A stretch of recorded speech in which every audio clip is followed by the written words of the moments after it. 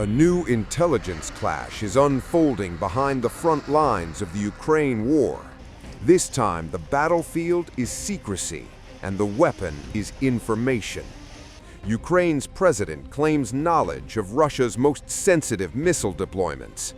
Belarus's intelligence chief has now responded, not with fear, but with ridicule. Ukraine's President Volodymyr Zelensky made a striking claim during a visit to Poland.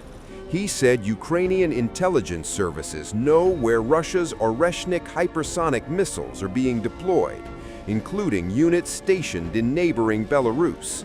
Zelensky added that Kyiv was sharing this intelligence with international partners to assess the threat. The response from Minsk was swift and dismissive. Belarus's counterintelligence chief, Ivan Tertel, rejected the claim outright. Speaking after briefing President Alexander Lukashenko, Tertel described such statements as predictable rhetoric from neighboring political actors. Tertel insisted that the locations of the Oreshnik missile systems remain among the most tightly guarded secrets of the Belarusian state.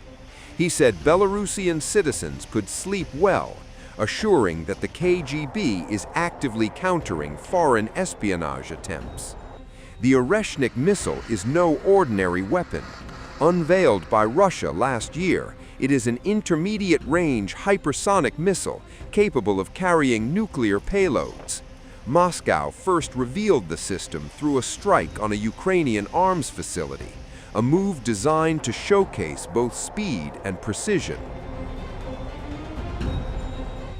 Under Russia and Belarus's joint defense arrangements, some Oreshnik units are set to be deployed on Belarusian territory, placing them closer to NATO's eastern flank. The deployment has drawn intense interest from Western and Ukrainian intelligence services. But Tertel went further, warning of what he called transit terrorism.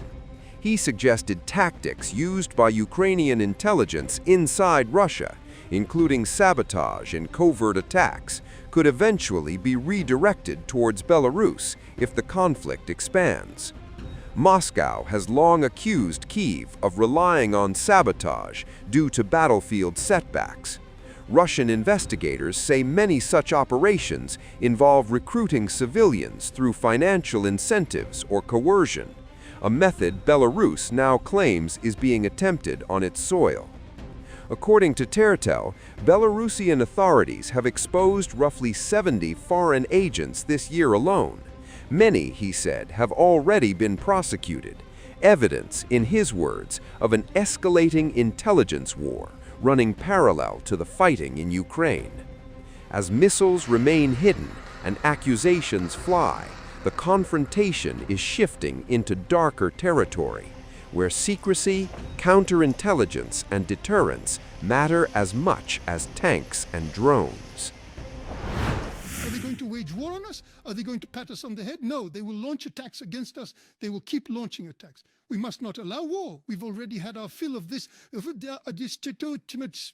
In the event of a conflict escalation, armed forces are already designated. Several tens of thousands of personnel in Western Russia who will immediately, as a second echelon, be brought into the military struggle. Belarus will be the first to engage. We must react. Subsequently, the Russian Federation will support us.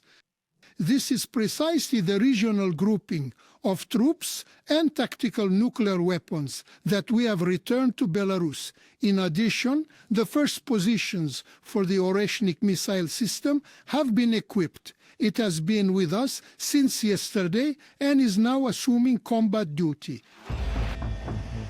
As diplomacy grinds on and peace talks hang in the balance, the war's military dimension is shifting fast. Russia is now moving its newest missile systems closer to NATO's eastern flank.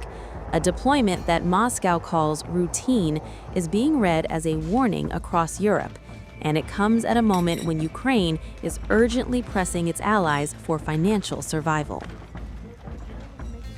Belarusian President Alexander Lukashenko says Russia has placed its newest missile system on combat duty inside Belarus.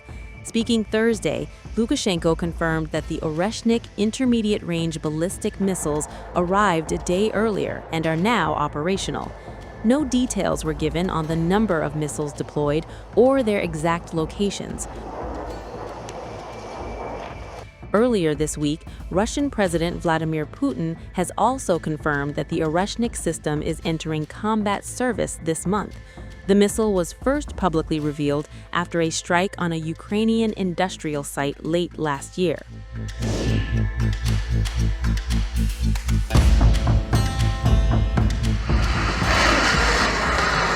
The Oreshnik is a nuclear-capable hypersonic missile system. Russian officials say it carries multiple warheads, travels at speeds of up to Mach 10, and cannot be intercepted by existing air defenses. State media in Russia has claimed the missile could reach targets in Poland within minutes, and NATO headquarters in Brussels shortly after. Moscow has said the system can be armed with either conventional or nuclear warheads, with no way for an adversary to know which before impact. The deployment comes as diplomatic efforts to end the war in Ukraine intensify. President Putin has repeatedly said Russia will not compromise on what it calls its security guarantees or territorial demands. Ukraine's President Volodymyr Zelensky has warned that the missile's range poses a direct threat beyond Ukraine, reaching deeper into Europe. He has urged Western governments to impose new sanctions on Russian companies involved in the missile's development. At the same time, Ukraine is facing a growing financial squeeze. President Zelensky has traveled to Brussels for a high-stakes European Union summit, pressing leaders to approve a loan backed by frozen Russian assets. He is warned that without the funding, Ukraine faces serious problems sustaining its defense and economy.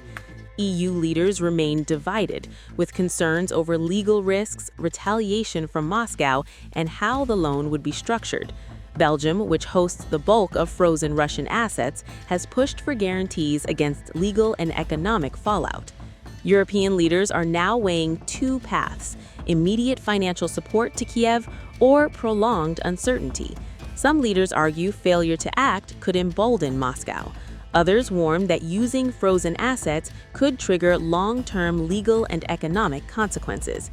As discussions continue behind closed doors, Russia's latest military move is already reshaping the strategic landscape. If come this spring, Ukraine does not receive the necessary financial tranche, which in the event of peace, Ukraine would then be able to fully utilize for the comprehensive reconstruction and the rebuilding of our entire nation. However, should the war unfortunately continue, Ukraine will be compelled to allocate these crucial funds towards addressing its immediate and pressing priorities. First and foremost, it's about drone production. If this financial tranche does not arrive, Ukraine's drone manufacturing will be significantly reduced. The sensitive issues that we discussed with the United States of America. Yes, Donbass is an unresolved matter. We have differing views. The nuclear power plant currently occupied by the Russian Federation is not functioning. It's been destroyed, yet it should be operational, generating electricity. It's our plant, our rights. The issue remains unresolved. It's a matter of money. I fully express my complete perspective to my fellow leaders today. I firmly believe that concerning reparation loans, this specific matter absolutely must be addressed and resolved in a positive manner, because this particular issue is not solely a question of providing essential financial support to Ukraine throughout the first quarter of the upcoming year, but instead it represents a matter of a fundamentally different and broader character. We absolutely do not want this particular tool to eventually fall into the hands of the Russians.